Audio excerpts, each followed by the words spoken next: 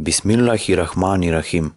Вие ја слушате книгата Светска криза и патот до мирот. Ова е збирка на говори и писма од Хазрети Мирза Масрор Ахмад, имам и поглавар на Ахмадија муслиманскиот джемаат, петтиот наследник на ветениот Месија. Писма до светските водачи. साए में तेरे धूप नहाए बसद नियाज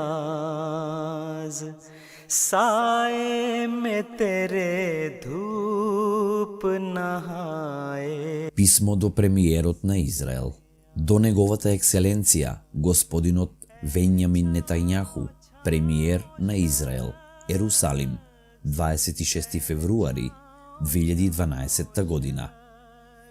Господин премиер, јас неодамна му испратив писмо на неговата екселенција Шимон Перес, председателот на Израел, кое се однесува на опасната состојба која се појавува во светот. Во поглед на околностите кои нагло се менуваат, сметам дека е неопходно истата порака и вам да ви ја пренесам, со оглед на тоа дека вие сте поглавар на владата на вашата земја. Историјата на вашата нација тесно е поврзана со пратеништвото и со Божјата објава. Навистина, пратениците на децата на Израел дале многу јасни претскажувања во поглед на иднината на нашата нација.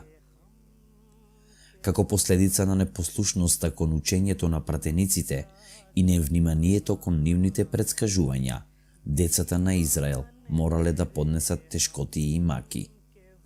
Ако водачите на вашиот народ останале цврсти во послушноста на пратениците, можеле да бидат спасени од разни несреќи и беди.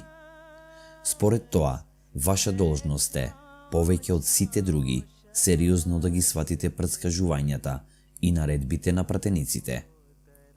Јас ви се обраќам како халифа на оној ветен Месија и имам Мехди алейхи селам, кој е пратен како слуга на честниот пратеник Мухамед салаллаху алейхи веселем. А честниот пратеник салаллаху алейхи веселем бил пратен како милост за целото човештво меѓу браќата на децата на Израел, како и Муса алейхи селам. Оттаму, мојата должност е да ве подсетам на Божјата порака. Се надевам дека ќе бидете вброени меѓу оние кои го чуле Божјиот повик и кои успешно се снаоѓаат на патот кој е во склад со упатството на возвишениот Бог, Господар на небесата и земјата. Овие денови во медиумите читаме и слушаме дека се подготвувате да го нападнете Иран, а се уште страшните последици од светската војна се пред вас. Во последната светска војна милиони луѓе биле убиени и животите на стотици илјади евреи исто така биле загубени. Како премиер на државата, должни сте да ги заштитите животите на своите граѓани. Сегашните околности во светот покажуваат дека војната нема да се води само помеѓу две нации, туку всушност ќе се создадат блокови. Заканата за избивање на светска војна е многу сериозна. Животите на сите, и на муслиманите, и на христијаните, и на евреите се во опасност поради тоа. Ако таквата војна се појави, тоа како последица ќе има синџир на реакции на човековото уништување. Дејството на овие катастрофи ќе се чувствуваат и кај идните генерации, кои ќе се раѓаат неспособни и осакатени. Причина за тоа ќе биде употребата на атомско оружје. Според тоа, јас љубезно ве замолувам, наместо светот да го водите во светска војна, да направите крајни напори, светот да го спасите од глобална катастрофа.